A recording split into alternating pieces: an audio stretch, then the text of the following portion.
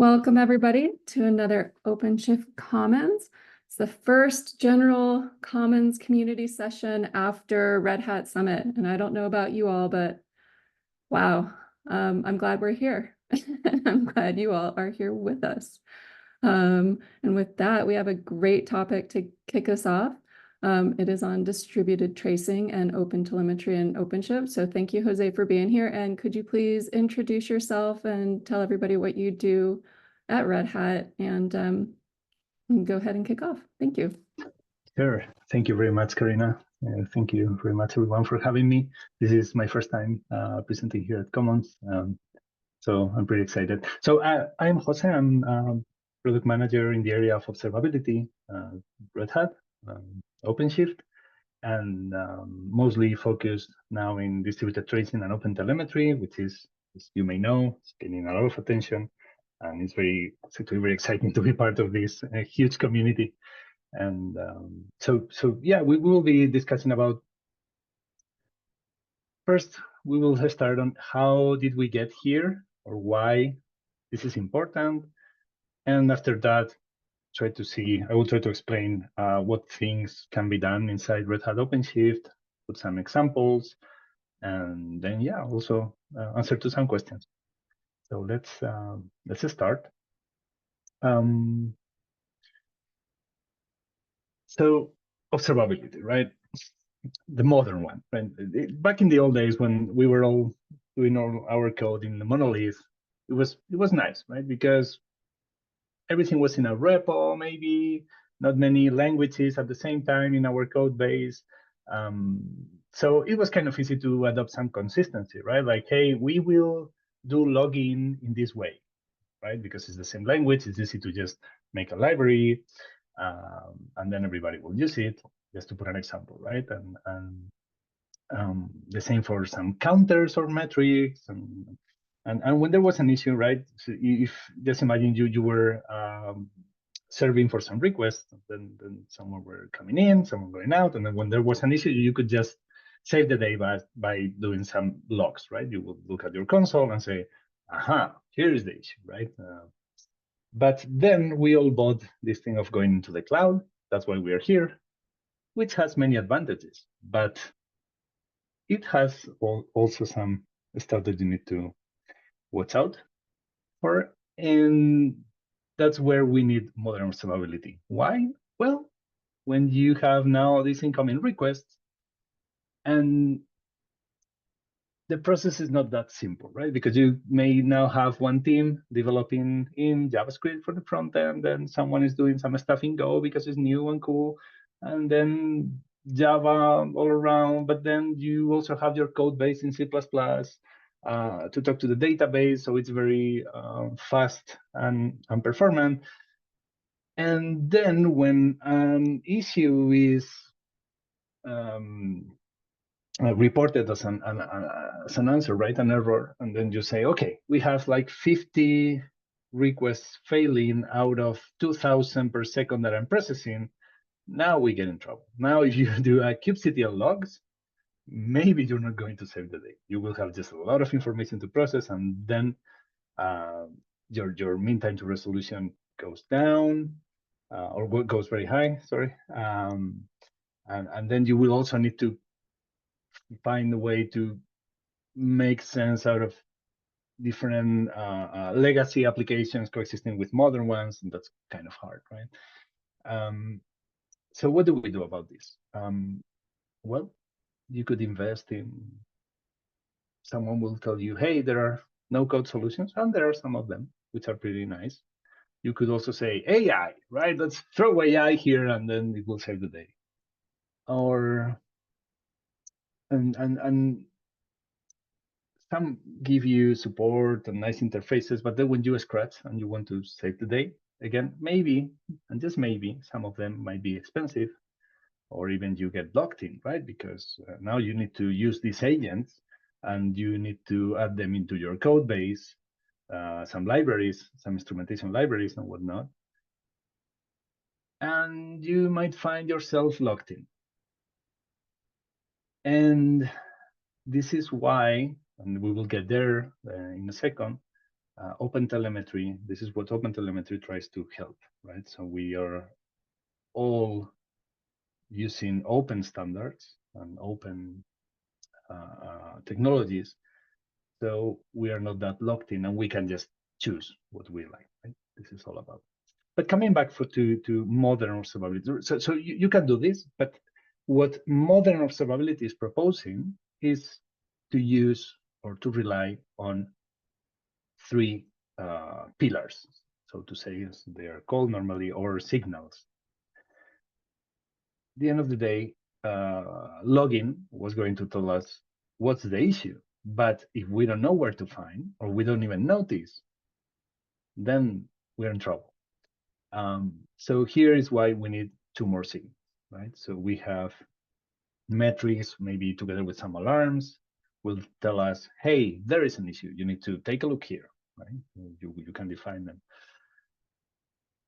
Distributed tracing will let us know where is the issue, right?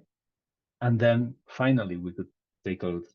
Now that we can accurately check where is the issue, and there was an issue, then we can check what's going on, right?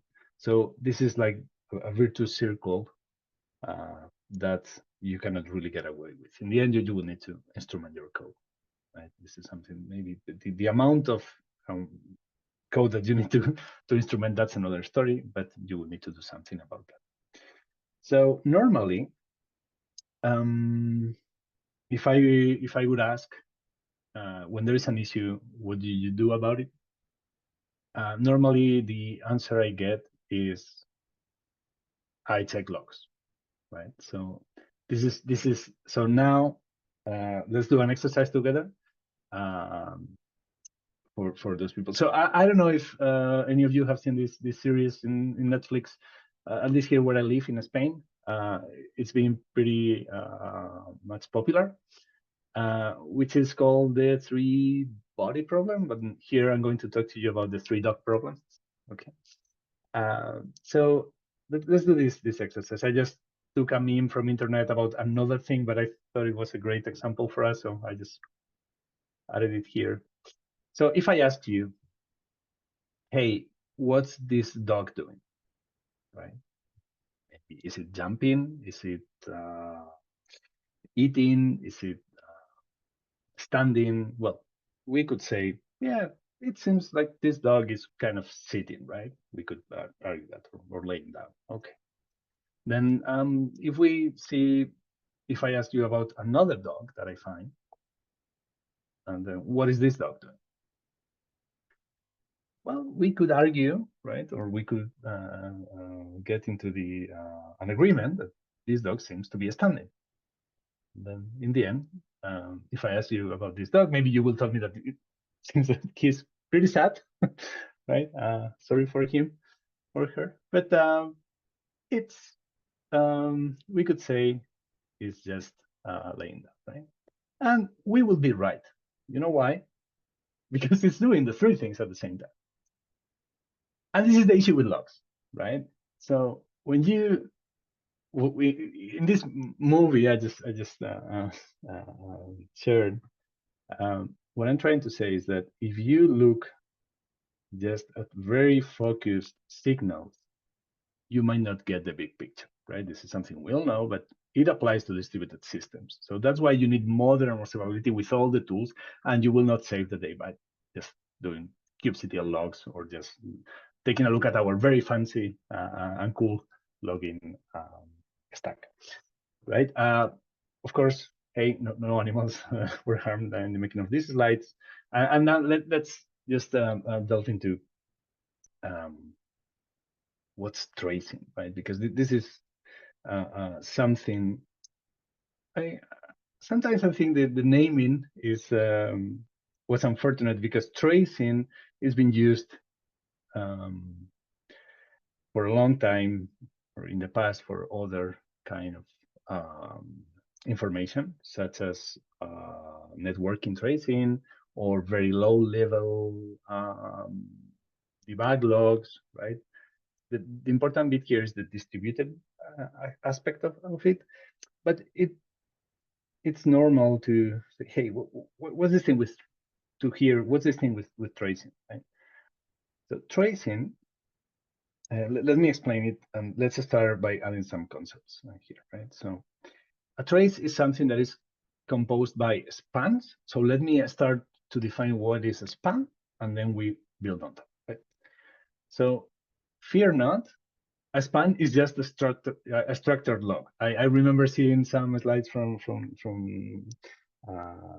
or some other presentations from community. It's like a log with a smoking, right? I think it was Honeycomb, or I don't know who was right now, but it was a pretty nice example, right? It's just a log that is structured, and it represents an operation between two timestamps, right? So we need to have this dimension in our head, right? And then the good thing is that you can also decorate it with whatever you need.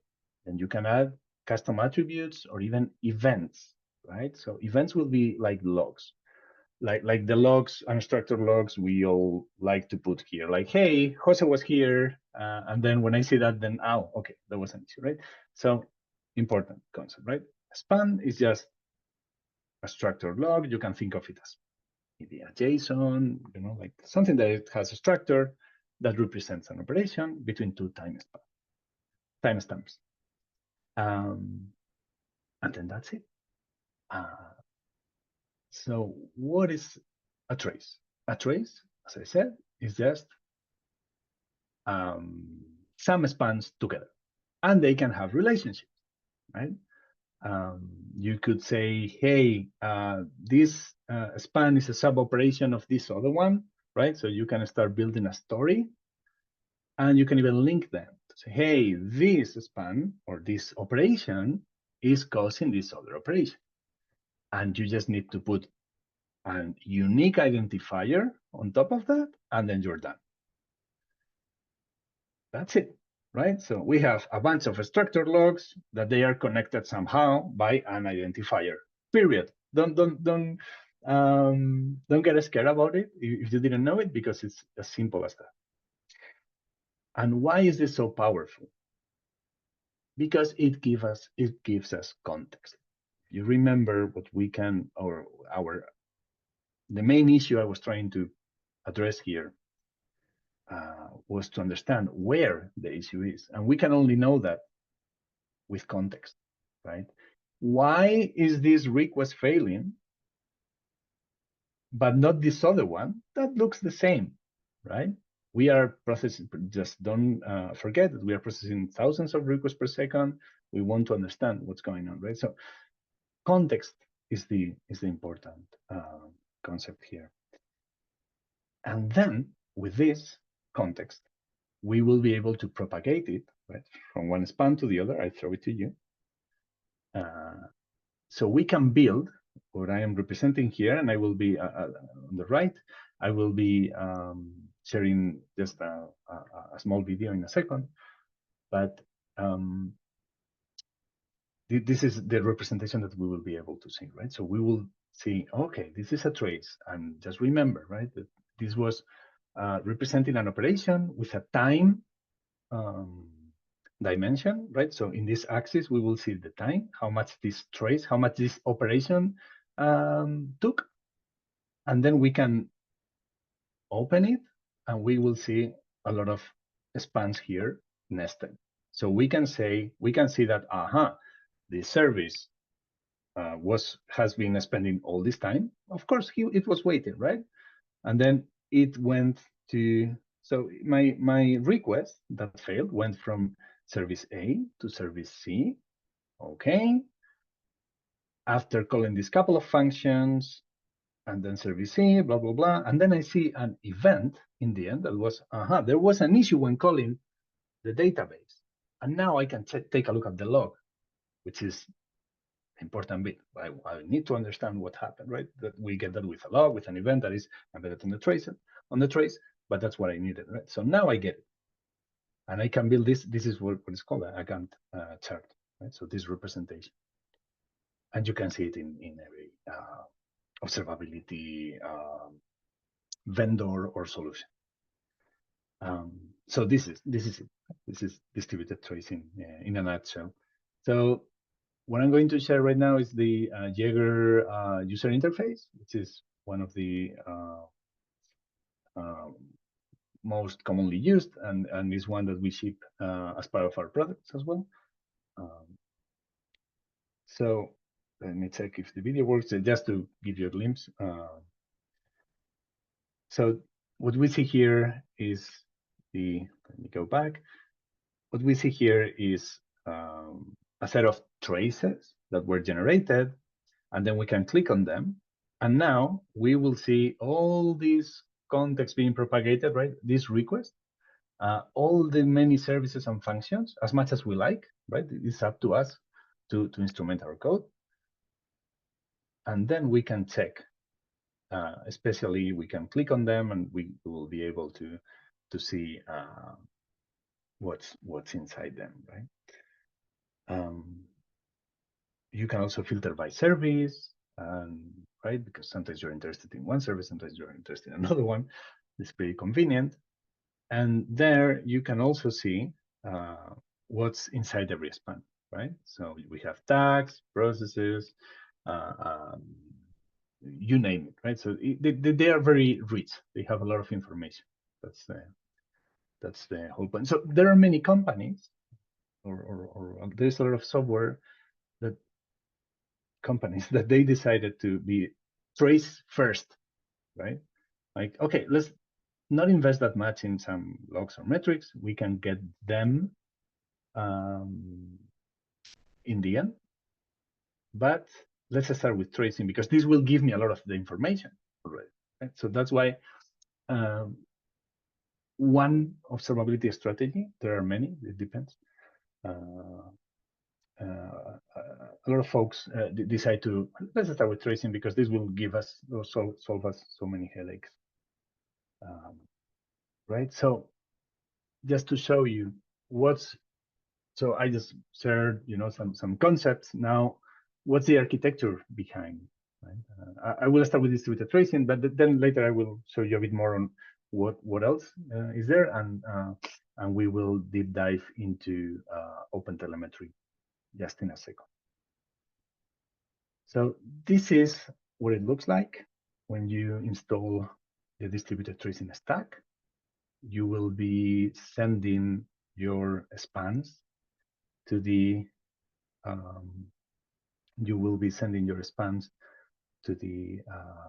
to an OpenTelemetry collector, and I will explain that component in a second. Then the OpenTelemetry collector will be able to aggregate them into a trace and store it into Tempo. Tempo is the backend of our choice that we are shipping these days. That reached GA less like 6 months ago. Of course, we are also deprecating Jaeger as the backend with Elastic, and this is the alternative we are proposing. Then, because the Jaeger UI, as I said, is one of the most commonly used, we are still shipping it inside Tempo, right? So when you install Tempo, the user interface, the user experience is going to be pretty much the same, right? So it will help as a drop-in replacement. You will get the same experience if you were using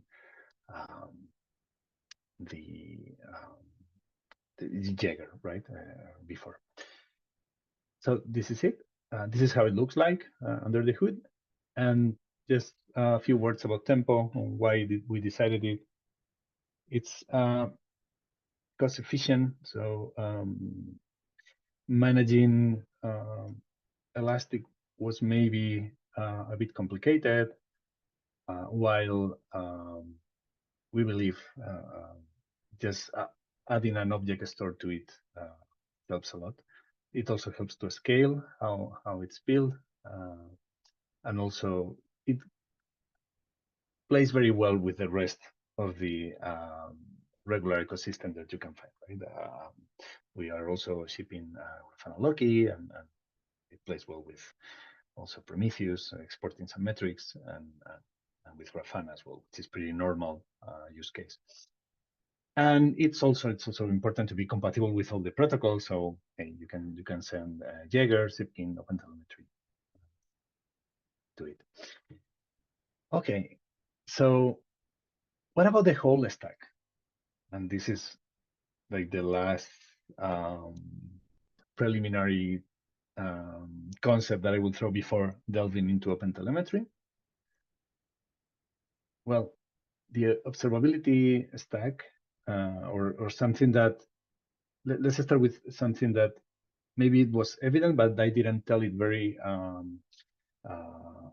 in particular, is that these signals, they have different stages, right? It's not the same to collect data than to store or visualize, right? So they have different technologies. Normally, if you are you have already played with some observability, you might know that Prometheus is one of the most widely used backends, right, and technology. And metrics have a format to be collected that you will scrape and then be stored. If you want to scale from Prometheus, you will go to Thanos, and then you can also forward those metrics somewhere else with Prometheus Remote Write, and then you can also visualize it in the console in OpenShift if you're using it, and also apply some analytics.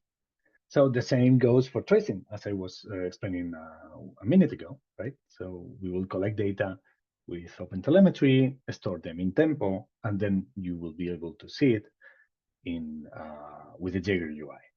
We are working and in a few very soon, distributed tracing is going to be embedded in the console as well. So stay tuned for that. And so what's it with OpenTelemetry, right? Because I was saying that, okay, or I was advancing that OpenTelemetry is helping to some of these issues. And that's why it's kind of spreading all over the place. OpenTelemetry started as a merge of two distributed tracing technologies, OpenCensus and OpenTracing. And they decided, hey, let's do something together, right? And it expanded. And it has expanded so much that now it has capabilities for metrics, logs, traces. Earlier this year, maybe a month or two ago, Elastic has even donated continuous profiling to OpenTelemetry. So this is expanding, right? And we, as an open platform, we are giving support. Actually, next week, we are even delivering more capabilities, and I will get there in a second. So what's this thing about OpenTelemetry? Okay. It's actually, so it started with tracing, but it's, if you look at the metrics, it's been for a while now the second most active CNCF project. And this is something huge, right? You have Kubernetes, then you have OpenTelemetry, and then everyone else behind. This means that everybody's interested. And why is that? Well, I was explaining, or I was discussing a bit about being vendor lock-in and all this concept. At the end of the day, this is being locked in is something that not even, let's say, vendors with very opinionated solutions want, because then customers might be reluctant to start working with you. So they're also coming together. And actually, the cool thing about this technology is that all vendors, every company out there, is contributing to the project. You name it, right? From Splunk, Dynatrace, Datadog, as everyone is contributing there. And that's the beauty of it, because we are building something that can help us all to collect, transform, and export the data. And then it's up to us how to, or up to all the different players, how to store it and visualize it. Again, also earlier this year, it was Prometheus sent a letter saying their commitment, or stating their commitment for the next major release to be able to ingest OTLP. OTLP is the protocol of OpenTelemetry, right? So it's kind of nice project, right? And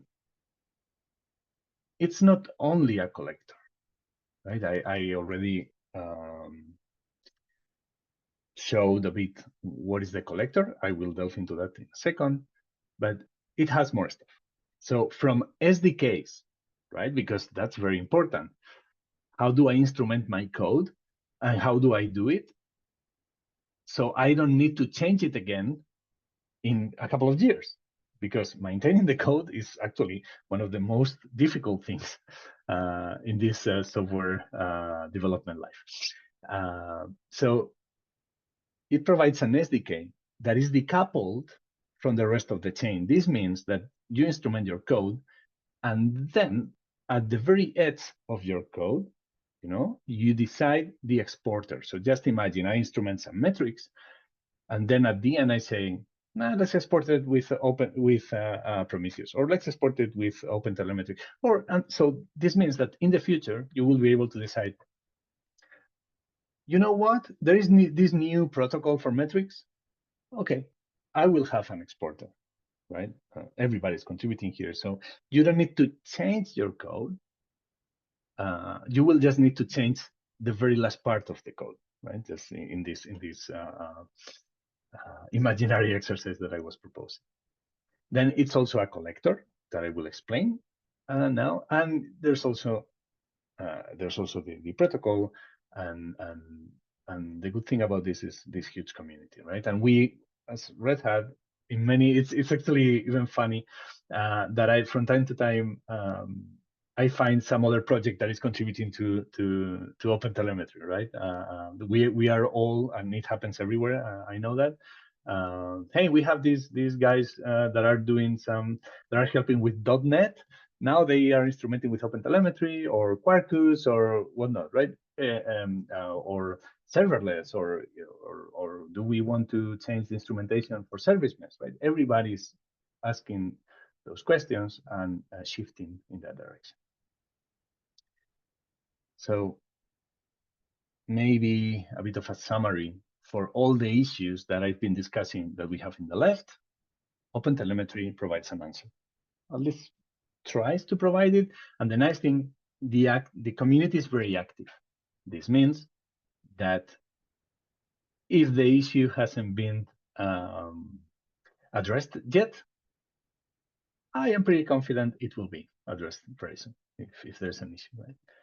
It's also very inclusive. So when you had many programming languages, OpenTelemetry proposes to, hey, let's provide an SDK to all the languages so they all talk the same, right? When you could say, hey, I have this metrics stack, right? Or I am providing, how is it, micrometer metrics or Prometheus metrics or whatever metrics, then say, okay, let's try to do one protocol for everything, right? So we don't need to be jumping from one to the other. Hey, I have this legacy stack and this modern stack, well, you can always extend the protocol. So this is not like a closed, very, very closed schema for the data. It can be extended. So if there's something you were already using, you can add it easily to the protocol, right? Or the signaling being exchanged. Then when we were talking about expensive solutions, well, this part is going to be open source. So you can focus on the other part, right? On who do I choose to give me this support? And proprietary and vendor locked in and so forth, right? Then signal correlation, well, if we have a standard, if I know in a structured way where I'm going to find the data, then we can correlate those signals easily. And that's, again, why also every player is contributing, because now it's going to be very easy to get this information and provide the best user experience. Another thing that I haven't mentioned so far, it's the elephant in the room, maybe, which is instrumenting. I was saying, yeah, you just need to put here some spans in your code or for distributed tracing, and this, yeah, but sometimes this can be a nightmare. And to get started, sometimes it's even harder than just to grow. So OpenTelemetry provides auto-instrumentation capabilities, and we productize some bits of it, and I will explain that in a second. And again, when you needed in the past to, okay, I go with Grafana, then I install their agent, but I also go with Datadog, so I install their agent, and then I also go with Red Hat, so I need to install their. Okay, the idea here is that you will have just one collector, and then you will define where to send the data, right? So even just to give a community example, right? If you search for Grafana Alloy, that's a great product they are building, which is just an agent that is based on OpenTelemetry. So they are stepping away from their agent, right? The one that was only for them, to their own build of OpenTelemetry, right? And this is something that I keep seeing more and more. So what's this thing with the collector, and how do we productize it? Well, we do our own build, right? So this is as usual, or maybe if you already know or are a user of Red Hat OpenShift, you might already know how we work. So just a couple of words here. We develop upstream. We go with the communities. That's why we are all here, right? So, for example, for Tempo, for OpenTelemetry, which are the products that for which I am PM, our team is very active in those communities. So this is very we think this is very convenient, because we have all these community supporting the product for pushing into the right direction, having all the open discussions, but also we productize downstream, right? And by the way, this is very important, because just imagine there is a CVE or well, I will get into CVEs in a second. You get an issue, right? It's most likely that having this community behind, maybe it's hard that you're going to be the first one. But if you are the first one, then we can help. That's another value we provide by productizing downstream. So if there is a CVE that needs to be fixed very soon, then we can do something about it, because we productize it downstream, and maybe we don't need to wait until something goes through some community processes. But again, community, as you might already know, they are very fast and supportive. And we believe this avoids vendor locking. Right? So we work with the community, we work with everyone, and in the end, you will be able to just do your own build at the end of the day, if that's something relevant. So with this scope, we productize and ship and support two main components. The first one is the OpenTelemetry collector, and the second one is the instrumentation custom resource. So by installing the operator, the Red Hat build of OpenTelemetry operator, you will have access to these two components. So the OpenTelemetry collector will help to collect these signals, but we will see that that's not only for OpenTelemetry, and this is the cool part about this project. And also with the instrumentation CR, you would be able to, with just a couple of clicks, to make instrumentation, or the first steps into instrumentation, a VTCR. And I will explain why. So let's start with the collector. we have a collector, right? Which is like this big block that we throw into the cluster in the hoping that it will help us to get the data. Right? So it has this modular architecture that is formed by these big blocks, okay? These components, which are receivers, processors, and exporters. Pretty easy, right? Okay, how I need to define how do I want to receive the data, then do some stuff to the data, and then just export it where I want to. And then it has a couple of family or groups too, that are connectors and extensions. Extensions will help us to do some stuff apart from the pure data pipeline, as, for example, defining some authorization mechanisms, just to put an example, or even defining a file storage. Right? That's something that is not really the data processing pipeline. It's something that goes together. And also connectors, which is something pretty cool that it's maybe if I wait a second to explain that. So so these are like big blocks or big concepts. So what do we have available in this marketplace of receivers, processors, and exporters? Well, many components. There are many components because this is a huge community, as I was saying, right? So you will be able to define, hey, you know what? I want to scrape data from Prometheus. And at the same time, I want to receive OTLP metrics or logs or traces, or I want to consume those topics from Kafka. Well, you have a receiver for each of them. So you can just define them. Which kind of processing can you do? Well, you can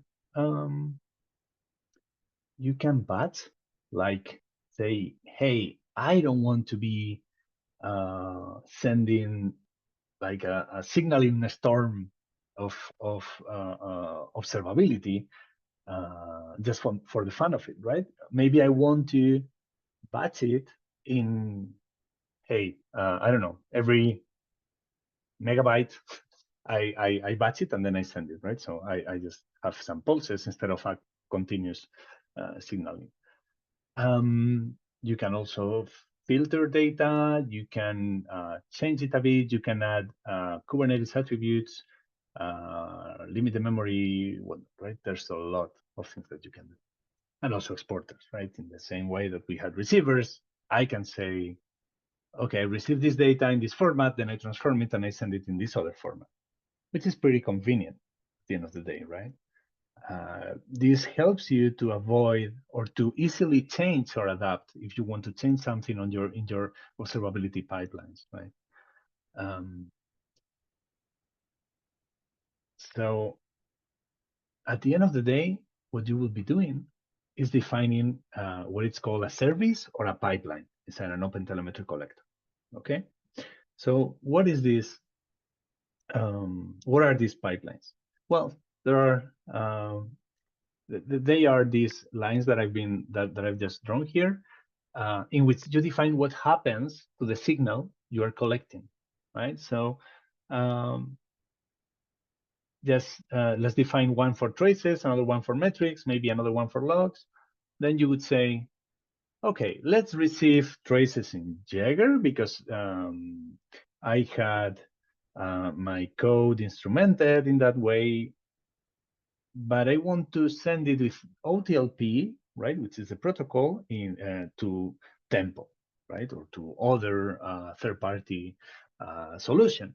Well, you will define something like this, right? So you will say, okay, from Jagger, then I do some batching, then I add some, I change those spans a bit, then I add some attributes from Kubernetes, I limit the memory so I don't get in trouble, blah, blah, blah, and then I export them in OTLP to Tempo, and I'm done. Maybe another interesting example. Yeah, Jose, you are telling us that the OpenTelemetry is very cool, but you know what? I don't have a solution to store them. Well, that shouldn't be an issue. So you can still instrument your code with OTLP, then do some processing, as I was saying, and then export it to Prometheus. So Prometheus will come here and scrape, right? You can do that as well. And what was this cool thing that I said about the connectors? Well, you know what? Instead of going to your code and instrumenting those metrics, what you could do is saying in the collector, hey, let's create for me a metric based on the number of spans that went well. Then you will do a connector. So this connector will connect, of course, these two pipelines or services that I was just saying, right? So this is pretty cool, if you ask me, and that's why I'm excited about the project, of course. So just some words about not everything is that easy. As you can imagine, if the community is so huge, what happens with all these components? I was sharing that there were many components out there. Well, the community decided to change to split it into a couple of repositories. One is the collector, which is like the core functionality, and the other one is the contrib, which is where everyone can contribute with other components, right? And there is some sort of governance from one thing from the contrib to elevate to a core, right, component, which is something that is pretty serious. Right? So we, by default, productize and support nearly everything that is in the core one, and in the contrib, we are just asking for customer feedback. So if you have anything that you need that is not included in our build, we are happy to discuss. Maybe we will try to convince you, like, hey, you have this other way of doing that. Have you considered? And because maybe it's more convenient, of course. But if it's not, we can add it to our build, right? At the end of the day, it's about supportability and what do about it. Of course, OTLP is GA and has been GA for quite a while now, and we are expanding, right? And how are we expanding? Well, in the next release, we are just shipping in 1 week. I just finished writing the announcement a couple of hours ago. We are adding more capabilities, right? So some of them that are pretty important, and this is something that that is also related to what our customers are using and sharing here at Commons, are some components that enable to observe the platform. So Kubernetes events, right? Metrics, kubelet stats, cluster metrics, host metrics, the information you get when you do kubectl get pods, right? All those things will be able to be collected and exported with the Red Hat build of OpenTelemetry now. These are components that have been for a while in the community, right? This is not, we are not reinventing the wheel, but we are adding them, right? So just remember, we started from tracing and we are expanding, so it kind of takes a while, and it's important to do this path together with our users. So you would be able to do more stuff, right? Store it. We are working to store it into our storage solutions, and then it also send it out with OTLP.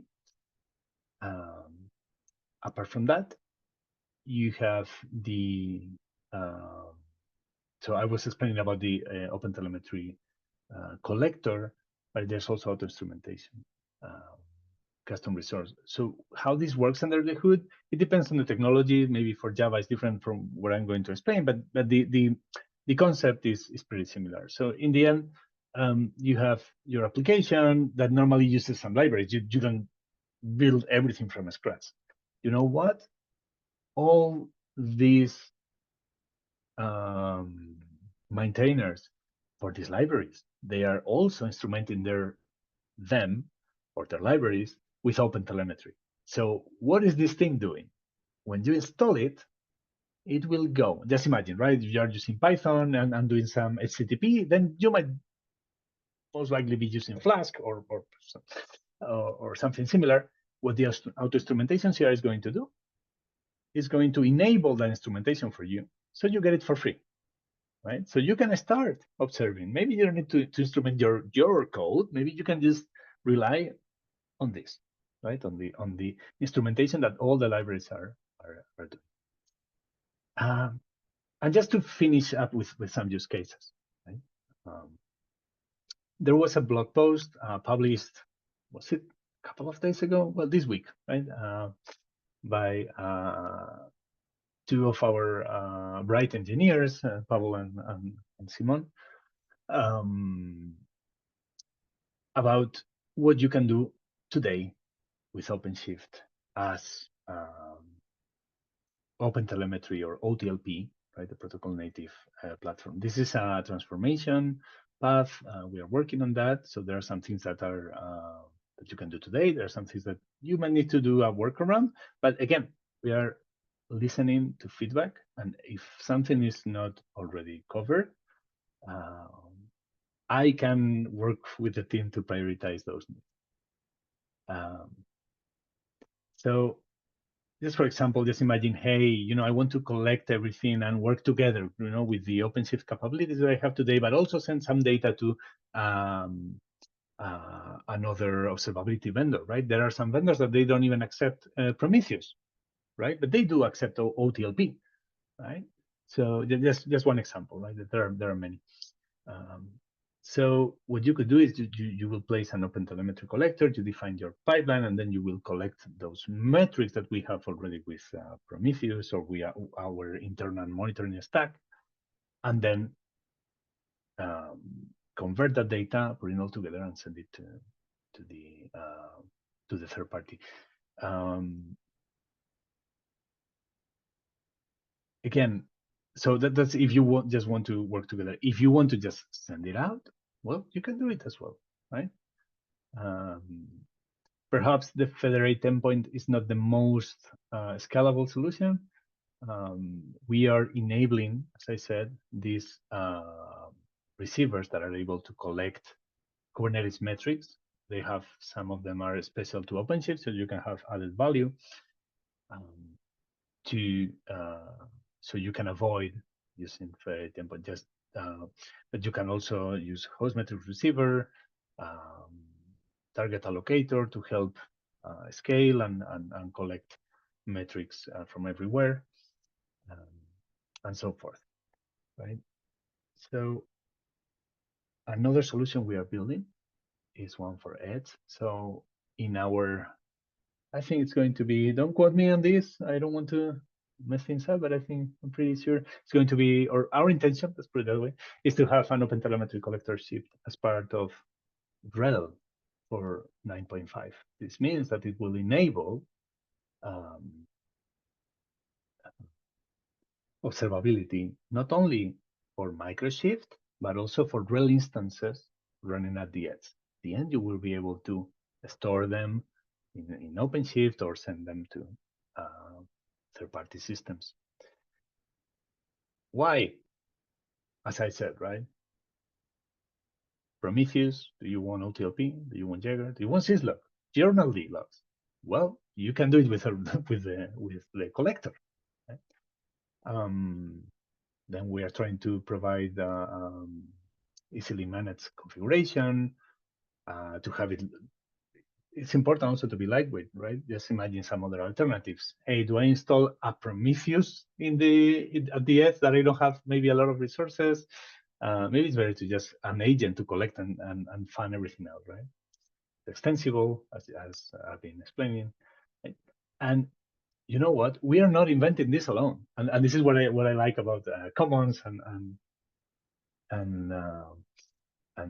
working with our customers. And ABB was sharing at Commons at KubeCon, right, a couple of months ago, how they are using OpenTelemetry for them to observe their edge solution, right? It's called Genius, and we've been, like co-creating this, and this is again maybe also a call for action. If you need something, we might also help. So they were saying, hey, Bene, Sally, Jose, we need this. We need this part. Hey, we need this component that doesn't exist. Can we work on that? Do we have solutions? And then we were discussing about them and working together. And then that they were sharing it, right?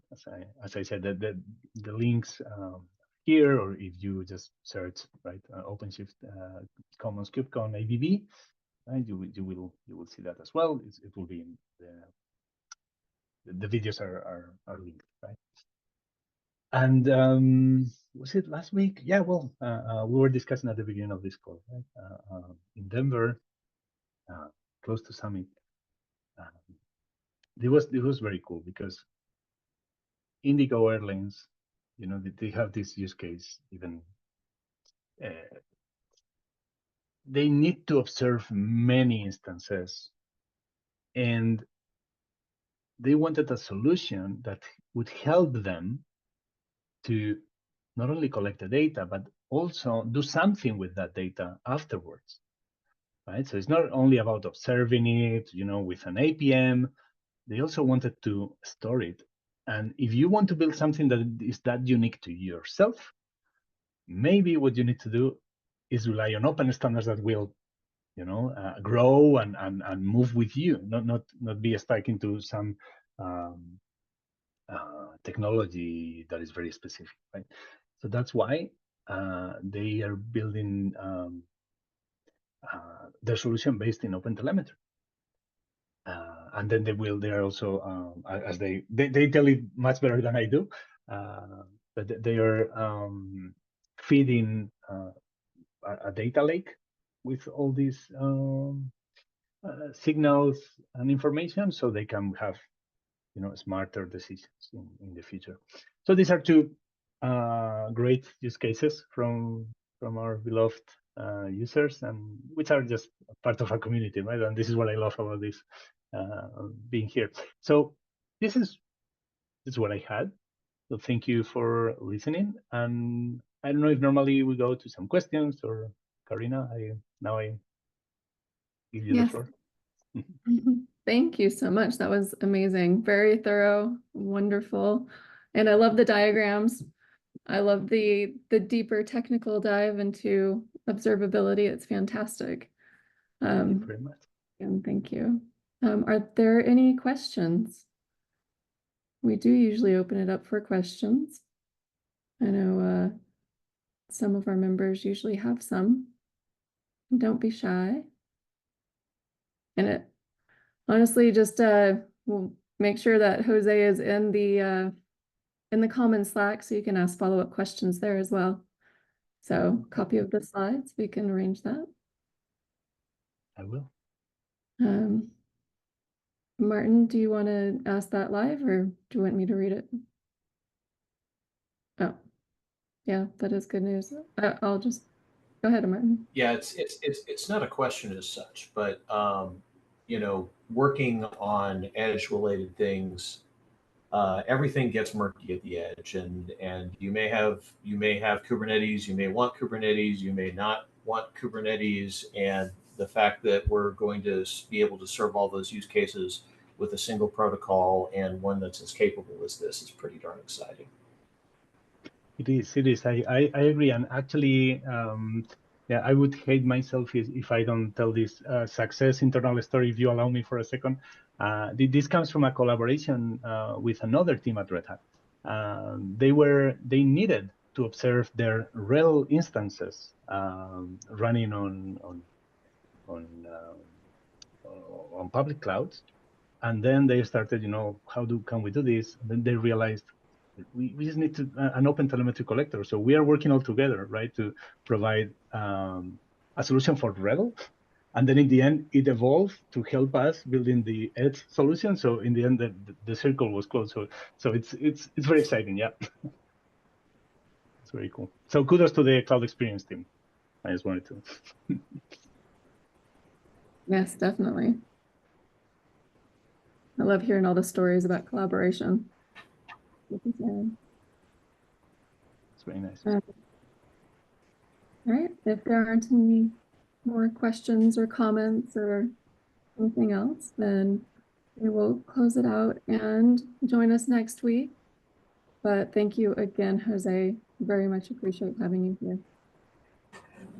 Thank you very much. It's been great. Thanks for having me.